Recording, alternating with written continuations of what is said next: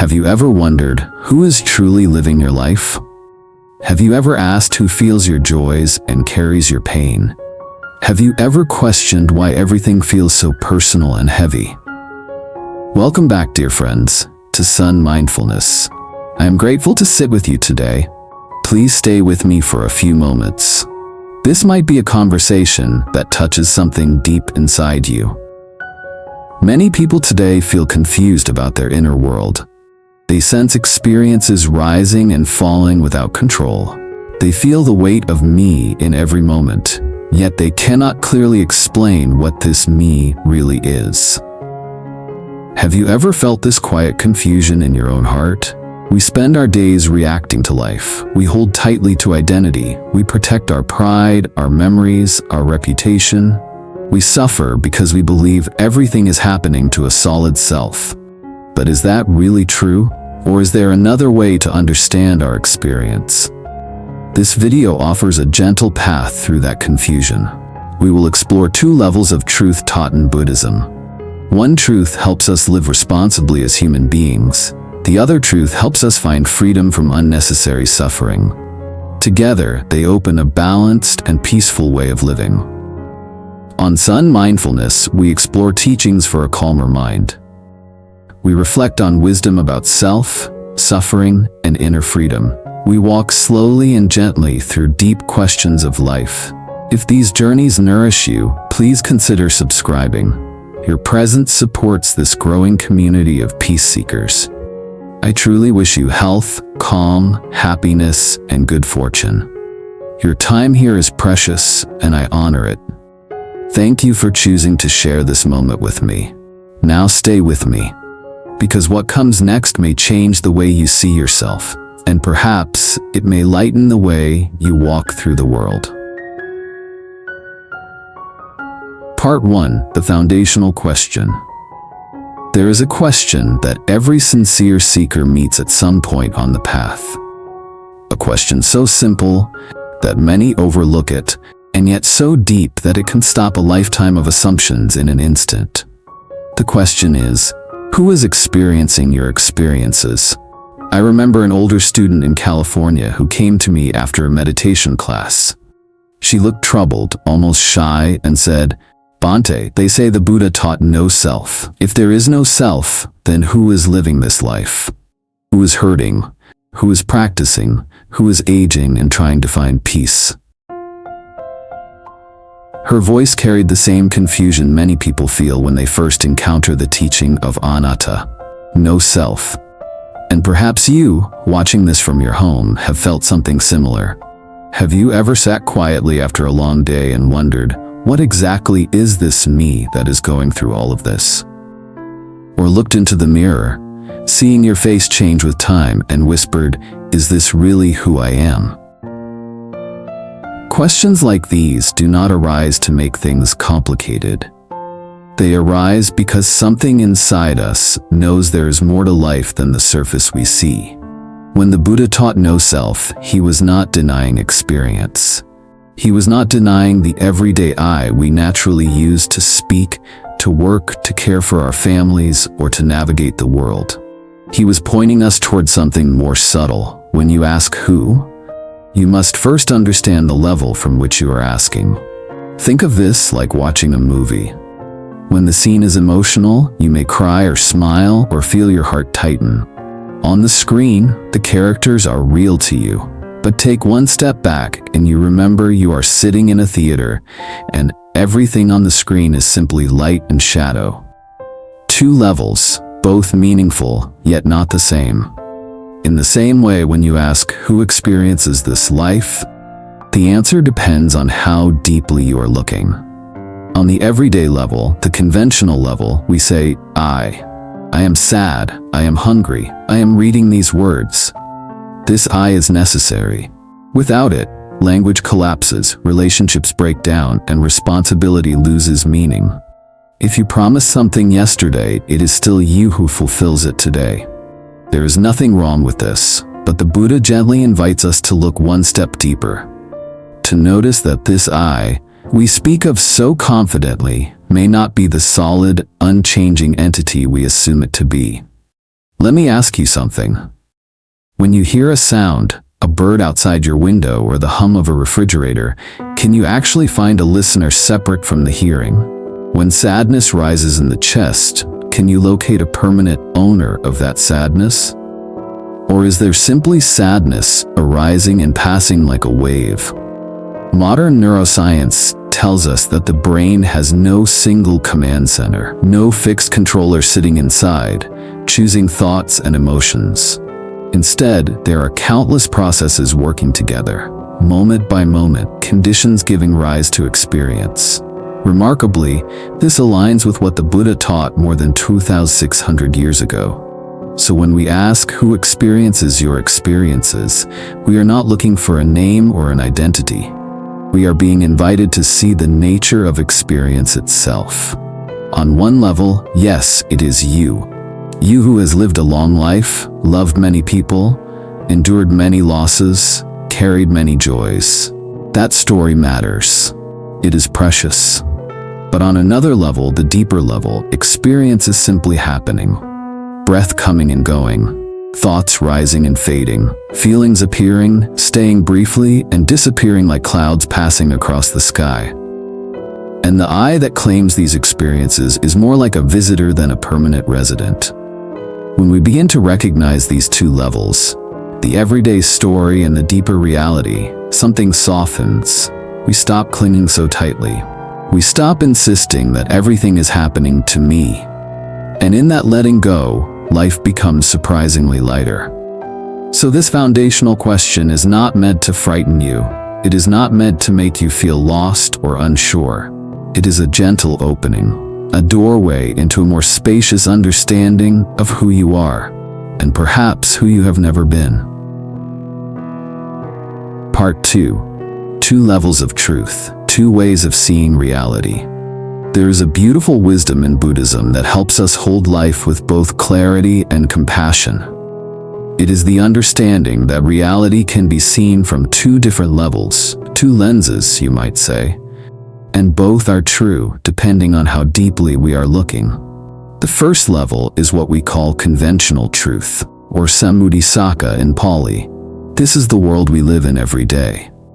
The world where there is I and you, mother and child, table and chair.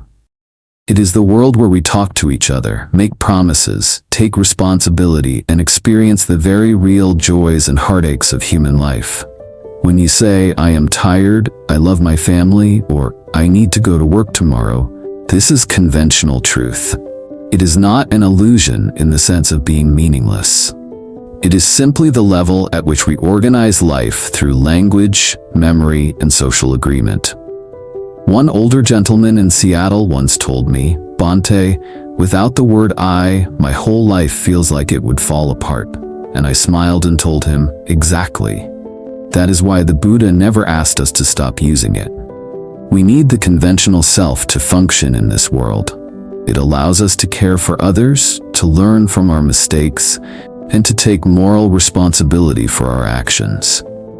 This level of truth gives meaning to ethics, cause and effect, karma, and accountability.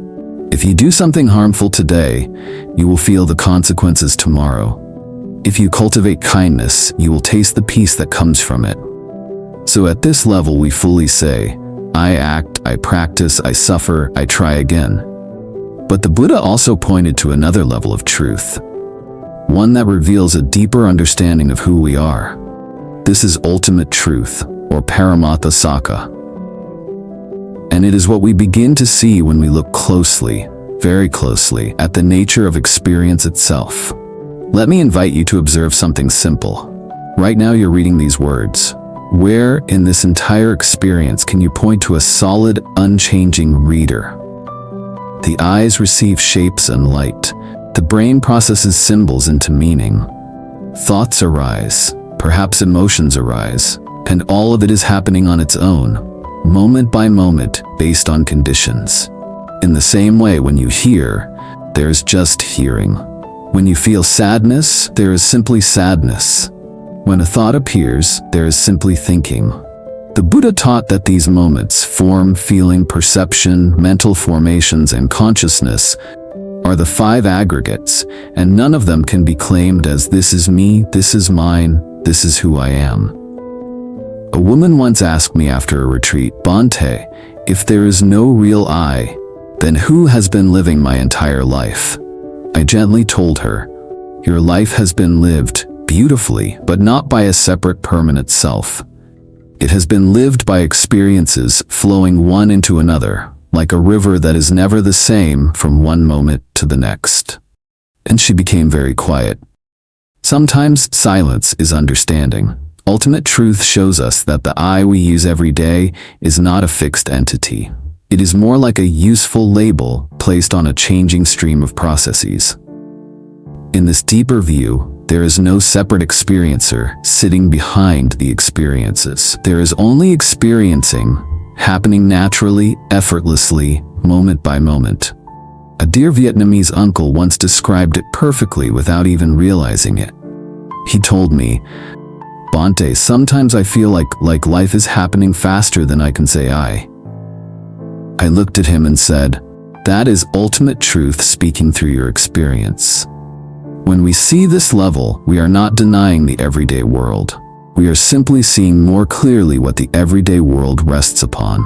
This understanding of 2 levels of truth is central in Buddhist philosophy. Some traditions call it relative truth and ultimate truth. The everyday story and the deeper reality. The person who lives and the processes that unfold. Both are valid when understood correctly. The Buddha was a master of speaking from both levels. When someone needed guidance in daily life, he spoke to them as a person. You should practice this. You should avoid that. But when someone was ready to look deeper, he lifted the veil and showed them. In truth, there is no permanent self behind any of this. He spoke exactly what each person needed at the moment they needed it.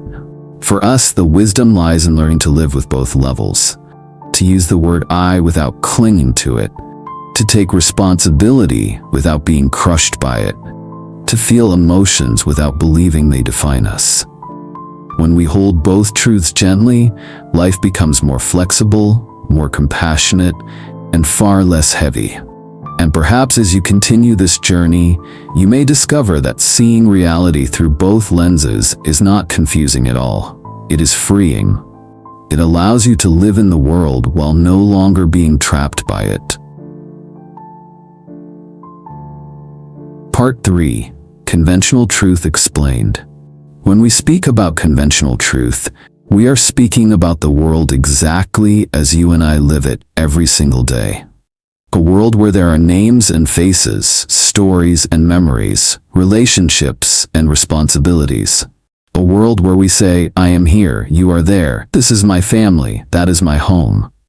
This is the realm in which most of our human experience unfolds, and the Buddha never denied it. In fact, he taught within it. You may sometimes hear people say, if there is no self, then why did the Buddha speak of a person at all? The answer is simple. He used language that people could understand. He spoke to farmers and kings, to mothers and merchants, to monks and wanderers, all of whom lived within the everyday world of I and you. So he taught in that world, using words familiar to everyone, because compassion always begins exactly where we are. Think about it this way.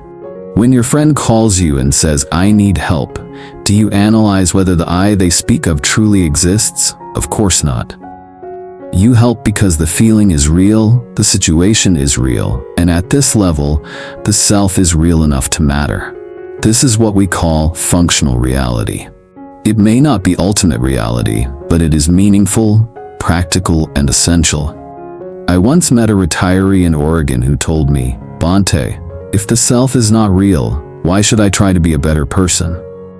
And I said, because at this human level, choices have consequences. Your actions shape your future. Your kindness brings peace, and your anger brings suffering. He nodded very slowly, and I could see something settle inside him. Conventional truth gives us the ground on which we walk, the framework within which we grow. In this realm, the I is the one who makes vows. The I is the one who practices meditation, who apologizes when wrong, who tries again after making mistakes. The I is the one who chooses compassion over irritation, patience over frustration, generosity over clinging. This is the level where ethics makes sense, where karma operates, where personal responsibility becomes the path of transformation. If you plant a seed of anger, you will taste its bitterness. If you plant a seed of loving kindness, you will enjoy its fragrance. So the Buddha did not ask us to abandon the word I. He simply asked us to understand what it really is. A helpful tool, a useful designation, a way of speaking that allows human life to function smoothly. The danger arises only when we mistake this tool for something solid and permanent. When we begin to believe the I is an unchanging essence that must be defended at all costs. When we cling to identity as if it defines our worth. When we say, I must be right, I must win, I cannot lose, I cannot be criticized, I am this kind of person and cannot change. This is where suffering grows. Let me share a small story. There was a woman in her 70s who came to my monastery years ago. She was gentle, but carried a lifetime of hurt. She said, Bhante, every time someone criticizes me, I feel like I'm being shattered inside. I asked her, what is it that feels shattered? She paused and after a long silence said, my idea of who I think I am. That insight, spoken from her own heart, captured the whole problem of mistaking the conventional self for something ultimate. Conventional truth works beautifully as long as we remember it is just that. Conventional. A map, not the territory. A description, not a permanent identity. The Buddha used these conventions skillfully without being fooled by them. He lived in the world without clinging to the world. He spoke like a person without believing in a permanent person. When we forget this, suffering begins. When we remember it, freedom begins. You can still say I, but say it lightly. You can still carry responsibilities, but carry them with a softer heart. You can still feel emotions, but without letting them define your essence. The conventional self is a helpful vehicle, but it is not the driver, and it is certainly not the destination. Once we understand this, life becomes gentler. Interactions become less heavy. Conflicts become easier to release, and the heart finds more room to breathe. Part 4. Ultimate Truth Explained. There comes a moment on the spiritual path when we begin to look not at the story of our life, but at the nature of experience itself. And when we look closely, very closely, something surprising begins to reveal itself. We discover that the experiencer we always assumed was sitting behind everything is nowhere to be found. Let me invite you into a simple reflection. Right now, as you listen to these words, can you find the one who is listening? Not the idea of yourself, not the memory of your name or your past, but the direct listener of the sound itself. You may notice something subtle. The hearing happens, but the hearer does not stand apart. There's just hearing, just sound meeting awareness, a process unfolding on its own. The Buddha described this beautifully through dependent origination. Eye meets form, ear meets sound, mind meets thought, and from this contact arises consciousness, sensation, perception, and the mental formations that follow. Everything arises due to conditions, stays briefly, and passes away. Nothing in this chain is solid or permanent. Nothing says, this is the true, unchanging me. A gentleman in Texas once told me, Bhante, I have lived over 70 years believing there is someone inside my head steering the ship. I told him gently, look directly, not through memory or belief. Look at the next thought that appears. Did you choose it? Did you build it carefully before it arrived? He smiled slowly and said, no, it just showed up. And that simple recognition is already a doorway into ultimate truth. In this deeper truth, the sense of an I is seen for what it is, a thought, a label, a convenient story. It is not a separate actor standing behind the scenes pulling the strings. It is not an enduring core traveling untouched through the changes of life. It is a moment-to-moment construction, rising and falling just like the breath. When you feel sadness, sadness simply arises. When joy comes, joy simply appears. When a memory surfaces, it comes on its own, shaped by conditions you may not even remember. We often imagine someone inside us is having these experiences, but when we look carefully, we find only experience itself, a river without a separate swimmer. A woman once approached me after a retreat with tears in her eyes. She said, "Bhante, all my life I believed everything happened to me. My loss, my illness, my regret. But when I sat quietly and watched, all I saw were waves rising and falling. The waves were real. The suffering came when I kept shouting, 'This is my wave.'" Her insight captured the heart of ultimate truth. The problem is not the experience. The problem is the ownership.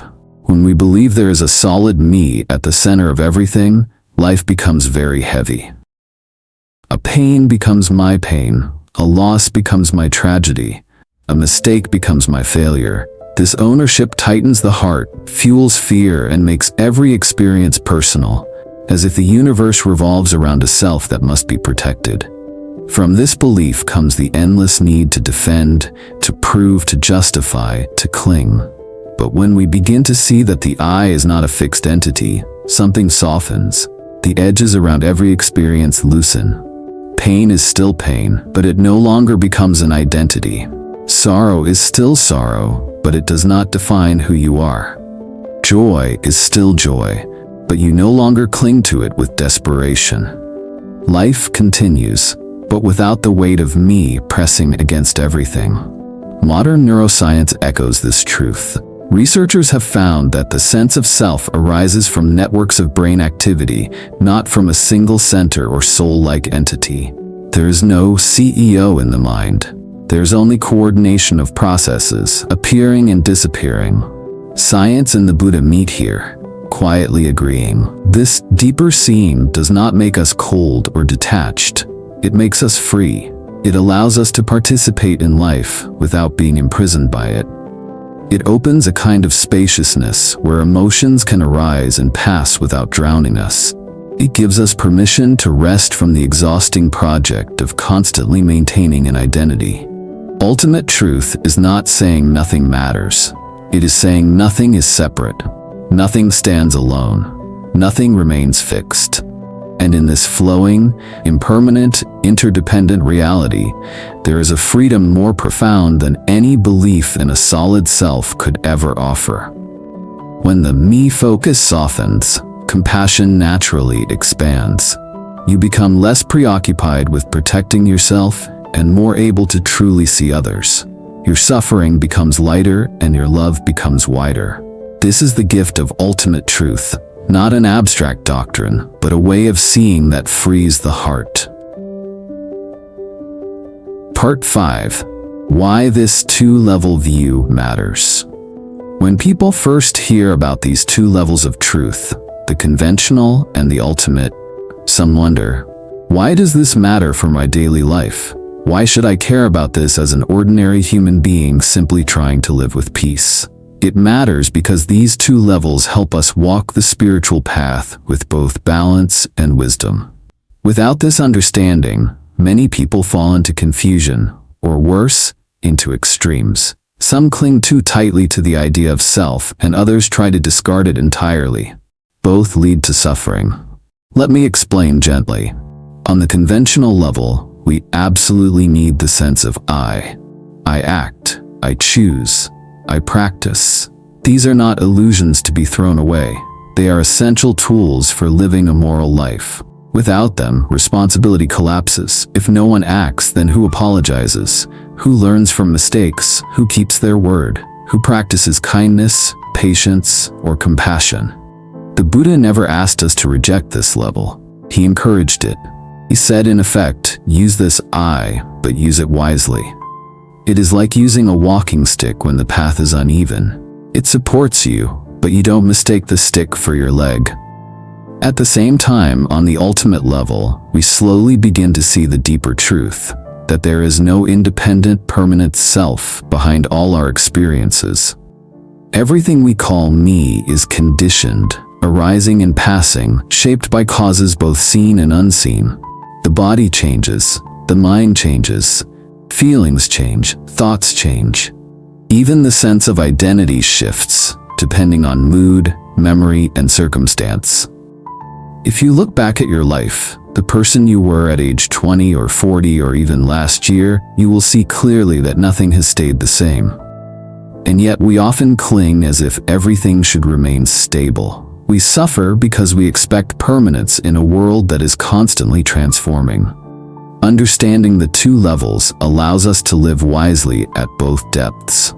We continue saying, I act, while knowing that the I is not a fixed entity. We continue practicing ethics, while knowing that attachment to identity is what creates fear and defensiveness. We continue caring for our families, while recognizing that love grows deeper when it is less possessive. I once met an elderly man in Florida who struggled deeply with this. He said, Bhante, if there's no self, then what's the point of trying? I told him, the point is not to erase yourself.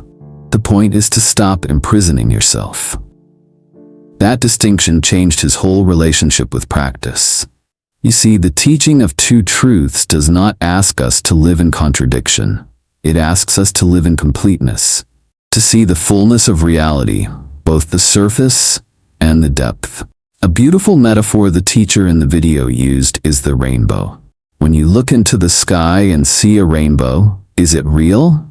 Of course it is. You can see it with your own eyes, and its beauty can move your heart. But can you reach up and hold a piece of it in your hands? No, because in another sense, the rainbow has no solid existence. Both understandings are correct, each on its own level. In the same way, on the conventional level, you exist as a person moving through the world. On the ultimate level, you are a changing stream of experiences with no fixed core. When we forget this two-level view, we become rigid. We cling to identity. We defend our opinions fiercely. We take every criticism personally. We carry the weight of me as if it were a heavy stone in our pocket. But when we understand the deeper truth, something softens inside. We begin to say, yes, this is happening, instead of, this is happening to me. We begin to see that our suffering often comes from taking things too personally, from believing that everything must revolve around the self. This understanding brings freedom, not by destroying the person we are, but by freeing us from the illusion that this person is solid, unchanging, or separate. Imagine going through a difficult moment. Someone insults you, or you lose something valuable, or life doesn't go your way. When you believe in a permanent self, the mind immediately reacts. My dignity is wounded. My worth is threatened. My image is ruined. This is where pain becomes suffering. But if you can pause and see the deeper level, experience simply arising, passing, not belonging to a permanent me, the heart relaxes. Pain is still there, but the suffering lessens. The wound does not cut as deeply. This is why the two-level understanding matters, because it lets us live fully in the ordinary world, while quietly rooted in a truth that frees us from unnecessary suffering. A life guided by both truths is a life of wisdom, balance, and spacious compassion. It is a life where the heart is steady, even as the world continues to change. Part 6. Application in Practice. Understanding these two levels of truth is not the final step. It is the beginning. The real question is, how do we live this understanding? How do we take these teachings from the mind into the heart, from theory into the bloodstream of daily life? The Buddha offered a very simple and profound answer: the threefold training: sila, ethical conduct; samadhi, meditation and concentration; panya, wisdom and insight. These three support one another like the legs of a tripod. If one is missing, the whole structure becomes unstable. Let us begin with sila, ethical conduct. Many people think ethics is something old-fashioned, reserved for monks or religious people. But the truth is, ethical living is the foundation of a peaceful mind. When we refrain from harming, when we speak honestly, when we act responsibly, the heart becomes lighter. There is less guilt, less regret, less internal conflict. A person who lives ethically sleeps more peacefully, smiles more gently, and walks through life with fewer shadows behind them. Some years ago, an elderly woman told me, "Bhante, I used to think meditation was the key to everything, but now I think being kind is even more important." I smiled and replied, "Your kindness is already meditation. It calms the mind without you even closing your eyes." This is the power of sila. Next is samadhi, meditation. Meditation is where the teachings stop being ideas and become lived reality. When you sit quietly and observe your breath coming and going, you begin to see impermanence directly. Each breath arises, peaks, fades, and disappears. When you watch thoughts, you notice they appear suddenly, stay for a moment, then vanish without your control. When you observe feelings, they rise like waves and dissolve naturally. One older man once told me, "Bhante, the more I watched my thoughts, the more I realized I am not choosing most of them." I said, "You are beginning to see the truth of non-self, not as philosophy, but as experience." Meditation is not about forcing the mind to be quiet. It is about seeing the nature of the mind clearly. The more you observe, the more you realize how everything arises and passes without a permanent owner. Then comes panya, wisdom. Wisdom does not mean having complicated theories or memorizing Buddhist teachings. Wisdom is recognizing the truth of your own experience. It is knowing the difference between what is passing and what you cling to as permanent. It is seeing that anger is just anger, not my anger. That fear is just fear, not my fear. Wisdom loosens the tight knot of identity that causes so much suffering. But here's where the two-level view becomes very practical. Even as we develop this insight, we still live in the ordinary world. We still say I. We still keep our responsibilities. We still care for family, work jobs, attend to relationships, and serve our communities. The Buddha did not ask us to abandon life. He asked us to live with a wiser understanding of it. I once told a student, use the word I the way you use your shoes. Necessary, helpful, but not who you are. The self is like that. It is a tool for living, not a permanent entity to be defended. And when we carry this insight gently in our everyday life, something remarkable begins to happen. We react less, we cling less. We don't take things as personally as before. A harsh word feels lighter. A disappointment doesn't break us. A loss touches us but does not collapse us. Why? Because the me that once stood rigid and separate begins to soften. The ego loosens its grip. We become more curious than defensive, more spacious than reactive. And with that comes something very precious. Compassion. Real compassion. Not pity, not obligation, but a soft, natural warmth that arises when the walls of the self become thinner. When we no longer see ourselves as separate from others, we understand their pain more easily. We forgive more quickly, we speak more gently, and we love without the tightness of needing something in return. This is the fruit of the path. Not becoming someone special, not attaining a spiritual badge, but becoming more human, more open, more present. A person who sees both truths walks through the world with dignity and lightness. They engage fully, yet cling to nothing. They care deeply, yet do not drown in emotion. They act wisely, yet carry no pride. And this, my dear friends, is how the teaching moves from the page into your heart. It is how understanding becomes transformation. Part 7. Living between two realities. There is a gentle art in Buddhist practice that many people overlook. It is the art of living between two realities. The everyday world of I and the deeper world of no fixed self. Most of us lean too heavily toward one side or the other, We either cling to the idea of a solid me, or we try to throw it away too quickly. But the Buddha invited us to something more balanced, more human, more freeing.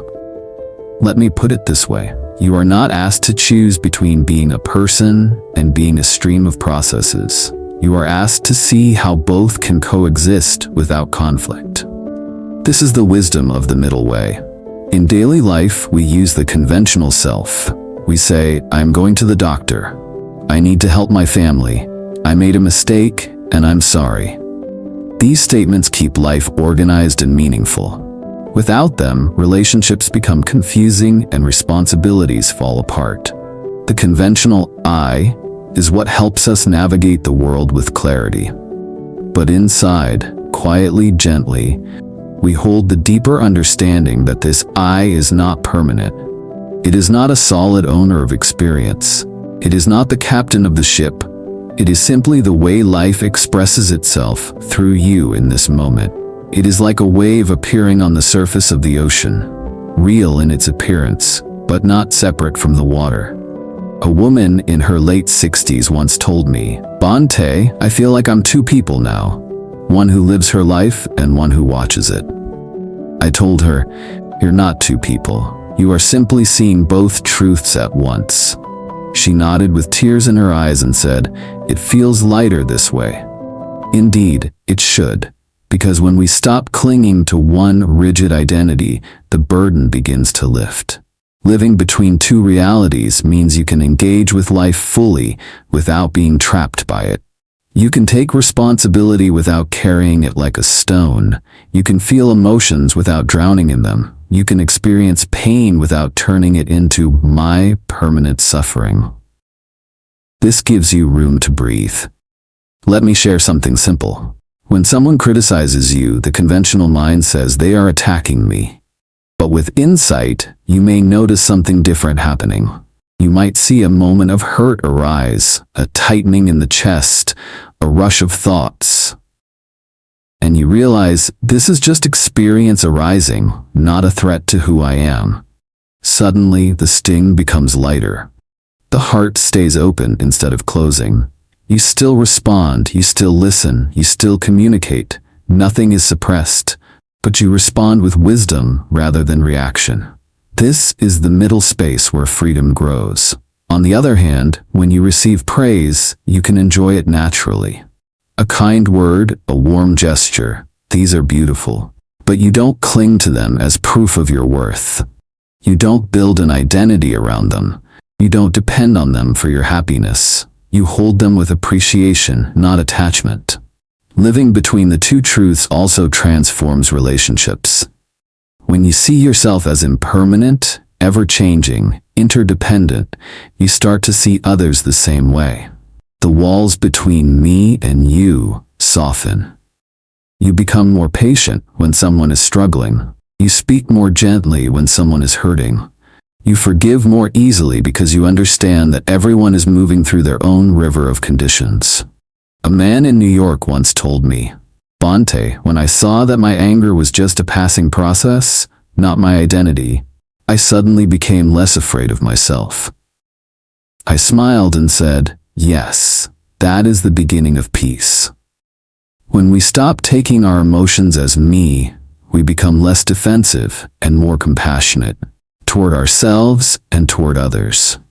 This is the heart of living between two realities, to act fully in the world while knowing that nothing we cling to can truly define us, to be responsible without being rigid, to love deeply without fear of loss, to let go without abandoning life. You become like someone walking with firm feet on the ground while your heart rests in open sky. You are present yet free, engaged yet not entangled, alive yet not afraid of the changing nature of all things. And perhaps as you continue on this path, you will discover that this is not two realities at all. It is one reality seen from two perspectives, one practical, one profound, both working together to bring clarity, compassion, and peace. This is the beauty of the Buddha's teaching, not to escape life, but to live it with wisdom. Not to lose yourself, but to see through the illusions that cause suffering. not to withdraw from the world, but to move through it with a heart that is steady, open, and free. Conclusion. Living with clear eyes and a soft heart. We have traveled together through two levels of truth. You have seen how both truths shape your life. You have touched the everyday self and the deeper flowing self. You may sense how each level reveals something important. Do you notice how your heart feels after hearing this? Do you feel a little lighter, even for a moment? The conventional self helps us act with responsibility. It lets us say, I choose, I practice, I care. It gives structure to your promises and relationships. It lets you live with dignity and direction.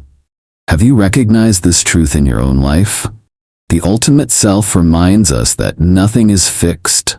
It shows that experience arises and passes gently. It teaches that no solid me stands behind the flow. It reveals a freedom deeper than any belief in identity. Have you ever glimpsed this freedom in a quiet moment? These two truths do not fight each other. They walk side by side like old friends. They support each other like sunlight and rain. They give you wisdom and balance in every situation. Which truth speaks to you the most today? When you see both truths clearly, the heart softens. You react less because you cling less. You suffer less because you take things less personally. You love more because the walls grow thinner. Does this feel true in your own experience? Living this teaching is a gentle daily practice. You can start simply with your next breath. Watch it come and watch it go. Notice how it appears without effort or ownership. Can you rest in this natural rhythm? Then bring this awareness into your conversations. When someone speaks sharply, pause and notice. Can you feel the wave without becoming the wave? Can you listen without defending an imaginary self? What changes for you when you do this? Bring this insight into moments of joy. Enjoy them fully, but hold them lightly.